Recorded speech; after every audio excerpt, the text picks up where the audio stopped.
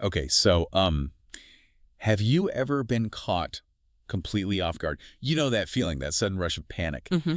Maybe like your boss hits you with a tough question in a big meeting, unexpectedly. Yeah, out of the blue. Or you're at a wedding, someone hands you the mic, and suddenly you're supposed to give this amazing toast. Oh, the toast pressure is real. Right. Or even just, a family dinner and a relative asks some super pointed question about your job, Yeah. and you're just scrambling. That jolt of dread, yeah. The feeling of all eyes suddenly turning to you. It's incredibly common. We've all felt that. It's really uncomfortable. It really is. It's a profoundly universal human thing, isn't it? That sensation of being put on the spot, Yeah. that unprepared moment where your brain feels like it's just stopped, Yeah. frozen solid, and your tongue gets tied. Exactly. It's so different from, say, a presentation you've prepared for where you have your slides, your notes. Right, you have a plan, a Yeah. structure. These impromptu moments, they might be brief, but they can feel way more daunting sometimes. Because they're unexpected. Yeah. The pressure is just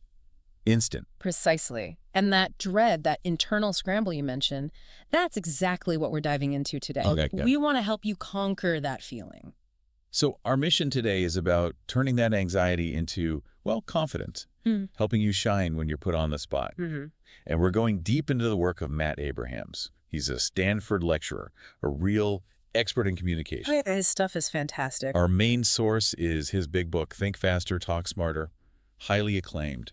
But we'll also touch on another one, Speaking Up Without Freaking Out. Both really valuable. So our goal for you listening is to pull out the most practical, science-backed strategies from everything Abrahams has researched and taught. Tangible stuff you can actually use. Exactly. Techniques that won't just help you kind of get through these spontaneous moments, but actually excel in them. Okay. We'll look at why this skill is just so crucial, really, in all parts of life, work, personal stuff. And we'll lay out some concrete steps you can take right now to get better at it. All right, let's start there then. Why is speaking spontaneously such a challenge for so many of us? What is it about that moment?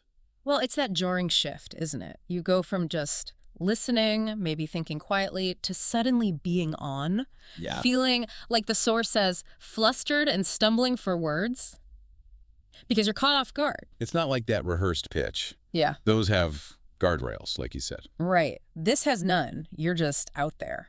Expected to sound coherent, maybe even persuasive, with zero prep time. Zero. And what's really challenging, as the sources point out, is that this kind of dread, it isn't just for formal public speaking. It creeps into, nearly any conversation. Give us an example. Okay, think about a job interview. You think you're prepared, then they throw a question at you that's like a complex ethical thing you hadn't considered. Right, a curveball. Totally. Or you're just having a casual chat with a client and suddenly they ask something that needs a really strategic answer right then and there. Yeah, no time to think. Or even just, trying to make small talk at some networking thing with a complete stranger. It's that sudden realization, as Alan Alda mentioned, that this is the moment. You have to say something smart or connect or answer a concern. And your brain just goes into panic mode. Exactly. It triggers that fight or flight response. Anxiety kicks in, you might go blank. Yeah. Our brains, they're wired for survival first, not necessarily for smooth, spontaneous speeches under pressure. That makes sense. And the stakes in these moments, they can actually be pretty high, can't they? It's not just about avoiding looking silly. Oh, much higher. Jeffrey Pfeffer, he's a big name at Stanford GSB. He really stresses this. He says, an important part of leadership is being able to communicate effectively. Okay. And specifically, being able to think on one's feet and make a positive impression through what we say is essential. So it's not a nice to have, it's fundamental. Absolutely. It impacts your influence, how competent people think you are, your leadership potential. If you can't get your thoughts out clearly when it really matters, opportunities can just slip away. Wow. Okay. And if you look at sort of modern life broadly, this ability to think fast and talk clearly, it's critical everywhere. Professionally, for sure. Yeah, professionally, like Dan Lyons, the journalist, says, it's about learning how to shine in those moments instead of dreading them. And that means what? Acing interviews? Definitely. Acing interviews, winning over clients with smart, quick answers, and just looking sharp and capable in meetings. You don't want to be the person who just sits there silently. Exactly. These aren't just soft skills, They directly affect your career. Who gets the promotion, who lands the big project. Often it comes down to how well you communicate under pressure. But it's not just work, right? You mentioned personal life, too. Oh, absolutely. Abraham's ideas are super versatile. They apply to, well, giving that really moving toast at a wedding, something people actually remember. Instead of just mumbling something awkward. Right. Or connecting with someone new at a party, turning that potentially awkward small talk into something, meaningful. Yeah, the sources mentioned Cassie Holmes and Kim Scott talking about this. Scott specifically said it helps build deeper, more real connections, not just at work, but at social things, too. Mm-hmm. Which leads to a really key point. Why is this skill so important for connecting with people? Good question. Well, spontaneous talk. Because it's less planned, less scripted, it Yeah. often feels more authentic. Okay, yeah, less polished, maybe. Right. And when you can speak clearly and confidently off the cuff, you come across as genuine, present, really engaged. That builds trust, builds rapport. Yeah. Much more than some perfectly memorized speech might. Because you're showing you're actually listening and thinking in real time. Exactly. You're valuing the interaction. The sources keep saying it.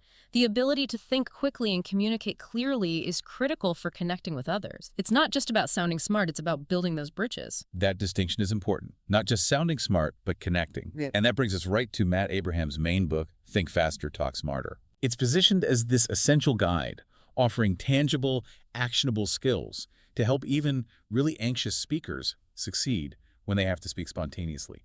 Sounds like a lifesaver for anyone who's felt that dread. It really does. And what makes it so powerful is that it's built on science-based strategy. Okay, not just opinions. No, not just anecdotes. It's based on understanding how our brains and bodies actually react under pressure. So Abraham's gives you real methods for managing the anxiety, that dread we keep talking about. Oh, what kind of methods? Well, by using our own physiological and psychological responses. For example, he talks a lot about cognitive reframing. Okay, what's that? It's where you consciously relabel that feeling of anxiety. Instead of thinking, oh God, I'm terrified, you tell yourself, okay, I'm energized. I'm excited to share this. Does that actually work? The science says yes. It can actually dial down the fear response in your amygdala, which lets the thinking part of your brain, the prefrontal cortex, work better, so you can think more clearly and speak more fluently. So you're channeling the nervous energy. Yeah. Instead of fighting it. Exactly. And then beyond just calming the nerves, the book gives you frameworks for responding to the room, the context, making sure what you say isn't just understandable, but actually lands with impact, even when you're making it up as you go. Impactful. How Yeah. he focuses on specific qualities. Yes. Making your content concise, relevant, compelling, and memorable. Okay, those sound great, but achieving them under pressure? When your mind feels blank, that sounds hard. It is hard, you're right. But the book provides mental models, these frameworks, to kind of scaffold your thinking in the moment. Like mental shortcuts. Sort of, yeah. Like one really useful one is the PREP structure, P-R-E-P. Pre-P. Okay. Point state your main point first. Give a reason why. Example, illustrate with a specific example or story. Point, restate your main point to wrap it up. Point, reason, example, point. Okay, I can see how that gives you structure. It does. It makes your thoughts clear, logical, easy to follow, concise. Or another one, sometimes called what so, what now, what. You say what happened or what the situation is. Then so what does it mean? What's the impact? And then now what's the next step, the action, the implication? What? So Right. what now what? Yeah. Also very clear. Yeah. These frameworks are like mental templates you can just pull up even when you're stressed and your working memory isn't at its best. They help ensure your message is structured, relevant, memorable. So concise is getting to the point quickly. Maybe start with the bottom line. Right. Relevance is making sure it connects to the listener, to the question asked. Compelling might be using, like, a good story or analogy. Exactly. Vivid language. And memorable could be ending with a key takeaway or maybe a question for them. That's incredibly practical. Having those little mental cheat sheets could make a huge difference. Mhm. And I like that the book doesn't just stay high level. You mentioned it tackles specific situations, like Q&A. Oh yeah, very specific, often high stakes ones. Q&A sessions, definitely, where those unexpected questions can come flying in. Right. Or job interviews. Every spontaneous answer feels like it could make or break your chances. So what does it suggest for Q&A, for example? Well, things like really listening, first off, to understand the actual question being asked, not just jumping in. Okay. And then techniques like bridging. You acknowledge their question, maybe validate it, and then smoothly transition or bridge to a point you do want to make, especially if the question is a bit off topic or tricky. Ah, bridging. Politicians do that all the time. They do, but it can be used effectively by anyone. For interviews, it might suggest using the STAR method, situation, task, action, result, to quickly structure an answer about your past experience, even for a question you didn't prep for. STAR, right. Situation, task, action, result. Good structure for stories. Exactly. And the book also gets into giving feedback spontaneously, which is super important at work, but really hard to do well on the fly without sounding harsh or unclear. Yeah, that's a tricky one. Delivering tough feedback unprepared. Yikes. Right. Abrahams offers ways to be both empathetic and direct, even spontaneously. And it even tackles small talk. I saw Guy Kawasaki mention that, saying the book turns everyday chats into opportunities for genuine connection. That sounds much better than awkward silence. It really does. For small talk, it might suggest things like asking open-ended questions instead of yes-no ones, questions that invite people to share more. Like, what did you think of the presentation? Instead of, did you like the presentation? Exactly. Or actively listening for hooks in what someone says, little details you can pick up on and ask more about, showing you're genuinely interested. It's about curiosity. Okay, less like an interrogation, more like a conversation. Precisely. And then there are those moments we all dread: fixing a mistake, a faux pas, saying the wrong thing. Oh yeah. How do you recover from that? Abrahams gives strategies for doing it gracefully. Acknowledging the slip-up without making a huge deal of it, correcting if necessary, and moving on smoothly. How you handle those moments says a lot. True. And finally, persuasion. Thinking on your feet to actually influence someone. Yes. Applying those classic principles, ethos, credibility, pathos, emotion, logos, logic, but adapting them instantly to the person you're talking to and the specific situation. It's about flexible influence. Wow. Okay, so it covers a lot of ground. And what really grabs me is this idea of a six-step methodology. Anthony Venecial from Freestyle Live Supreme, he said Abrahams boiled down years of teaching and experiments into this clear, actionable method. That sounds less like a collection of tips and more like a real system. It is. That methodology provides a reliable structure, which is so helpful when you're under pressure and your brain feels overloaded. Like a mental checklist. Kind of. While the book details the steps, they generally involve things like, first, quickly understanding your audience and the context. Then, managing your own internal state, the anxiety piece. Yeah. Then, structuring your message using one of those frameworks we talked about. Delivering it with presence, body language, eye contact. And finally, reflecting afterward to learn and improve. Understand, manage, structure, deliver, reflect. Sounds comprehensive. It is. And the overall promise, the outcome, is pretty transformative. Marshall Goldsmith, the executive coach, he says the book empowers you to think on your feet and speak with confidence. And that confidence doesn't just stay in those speaking moments, right? It probably spills over. Absolutely. Dolly Chu at NYU Stern talks about how it helps you articulate thoughts with clarity, confidence, and charisma. Charisma. That's interesting. It's not just about being clear, but actually engaging. Yes.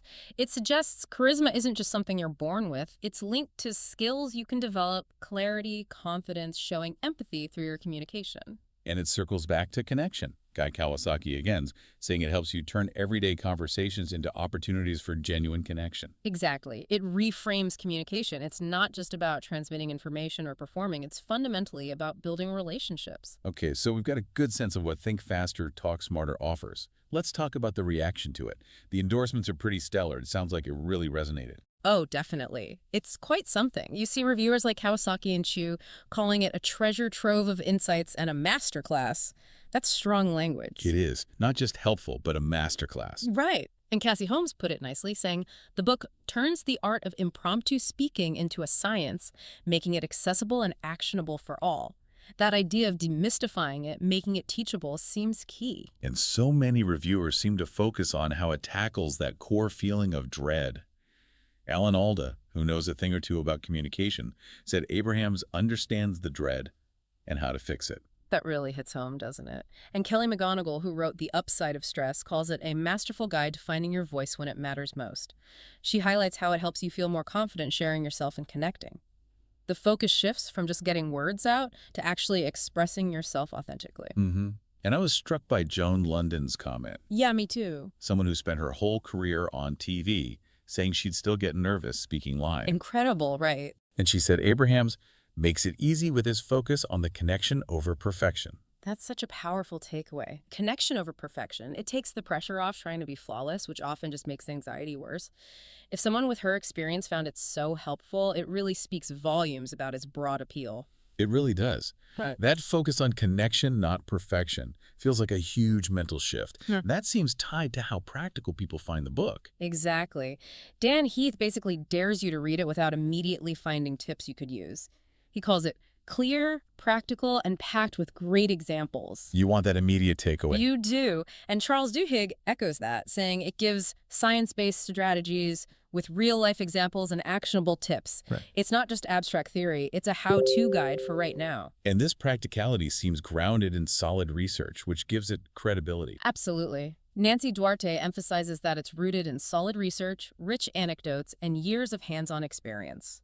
Katie Miltman notes it's grounded in careful research and honed by Abraham's years teaching Stanford MBAs. So tested in a high-pressure environment. Exactly. It's not just lab research. It's been refined in the real world with demanding students and professionals.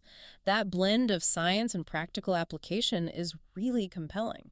And it seems like everyone finds it relevant. Anthony Vinizali saying it's for anyone who has to speak in public. Well, that's everyone. Pretty much covers it, doesn't it? And Duhigg expands that. Professionals, teachers, parents, or anyone else who talks. It really spans all roles. And Kim Scott's point about it helping with connections at work and at cocktail parties, it really drives home the versatility. The same core skills apply whether you're in a formal Q&A or just chatting socially. It's a truly transferable skill set. Okay, so think faster, talk smarter, covers the whole spectrum. But you mentioned Abrahams has another book, Speaking Up Without Freaking Out, that focuses specifically on the anxiety part. That's right. It's like a specialized deep dive just into managing communication anxiety. If that's your primary struggle, this book zeroes in on it. How so? What does it offer specifically? It apparently contains over 50 anxiety management techniques, all based on scientifically supported theory and evidence. So it really dissects the anxiety itself. 50 techniques. That's a lot. It is. It acknowledges that feeling confident when speaking is this complicated mix of physiological and psychological factors. It doesn't oversimplify it. Right. It's your body reacting and your mind reacting. So what kind of techniques are we talking about beyond the reframing we discussed? Well, on the physical side, it gets deep into things like diaphragmatic breathing, that slow, deep belly breathing. Okay. That directly activates the parasympathetic nervous system, which is the body's rest and digest system. It actively counteracts the fight or flight adrenaline rush, slows your heart rate, relaxes muscles. So physically calming yourself down. Exactly. And that physical calm helps calm the mind. Psychologically, it might go deeper into things like positive visualization. Picturing success. Yeah. Mentally rehearsing the scenario, going well, seeing yourself speak calmly, connecting with the audience, handling questions smoothly. It primes your brain for that outcome, reduces the fear beforehand. Makes sense. And it likely expands on cognitive restructuring, really digging into your negative self-talk, identifying those automatic negative thoughts, I'm going to bomb, they'll think I'm stupid, and actively challenging them, replacing them with more realistic, balanced thoughts. So actively changing your thought patterns. Right. The book provides specific guidance and opportunities to practice these skills. It emphasizes that these are skills you develop with practice, not just ideas you read about. It sounds like a real hands-on manual for managing that internal chaos. Yeah. And applicable anywhere. Right. Stage, meeting, virtual call. Exactly. The book stresses that these techniques work regardless of where you present, because the internal anxiety response is fundamentally similar, whether it's a big auditorium or a Zoom screen. The tools to manage it are transferable. So Think Faster is the comprehensive guide, and Speaking Up is the deep dive specifically on conquering the fear itself. That's a good way to put it. Speaking Up provides that really focused toolkit for the internal experience of anxiety, understanding it, and deploying a whole range of strategies against it. It's clear Matt Abrahams isn't just an author. He's built this whole ecosystem, really, around communication skills. He really has. It goes way beyond the books. He hosts the Think Fast Talk Smart podcast, which is super popular. Right, I've heard of that. It's another way he shares insights, interviews other experts, gives practical examples, keeps the learning going. Well, it's ongoing content. Exactly. And then he does direct coaching and training too. Tailored, actionable coaching for individuals, workshops for groups, keynote talks. So he's actively working with people on this stuff. That practical application piece again. And his website is loaded with resources too. Writings, videos, even visual notes apparently. Designed for all levels, from beginners to seasoned pros looking to polish their skills. So books, podcast, coaching, online resources. He's really trying to meet people wherever they are in their learning journey. It seems so. It's a very comprehensive, multi-channel approach to helping people master communication. Not just absorbing information, but actively learning, practicing, and really transforming how they communicate, especially spontaneously. Okay, so wrapping this all up, let's bring it back home for you, the listener. What we've really seen today is that getting better at spontaneous speaking, it's not about aiming for some kind of impossible perfection. Not at all. It's more about being authentic, being able to show up fully in the moment, and making those genuine connections even when you feel unprepared. Yeah, that connection piece is key. And Matt Abraham's work, especially Think Faster, Talk Smarter, and Speaking Up Without Freaking Out, gives you these really concrete, science-backed tools. Tools to take that dread we started with and turn it into, well, maybe not always excitement, but at least calm, confident capability. Right. Manageable capability. Whether you're in that big meeting or just at a dinner party, these are skills that let you be more yourself, more articulate, more connected. And maybe a final thought to leave you with. Consider this. We live in this incredibly fast-paced world, right? Information overload, constant interaction, lots of it unplanned. Definitely. In that kind of world, how might developing your ability to think faster, talk smarter, as Abrahams puts it, become more than just a useful skill? Could it actually be, maybe, your most valuable asset, your secret weapon almost, for building real connection and having real influence? That's provocative. Think about it. What conversations might you step into differently? What moments of pressure could actually become opportunities for impact, for relationship building just because you feel equipped to handle them, to be truly present and articulate within them? What might open up for you?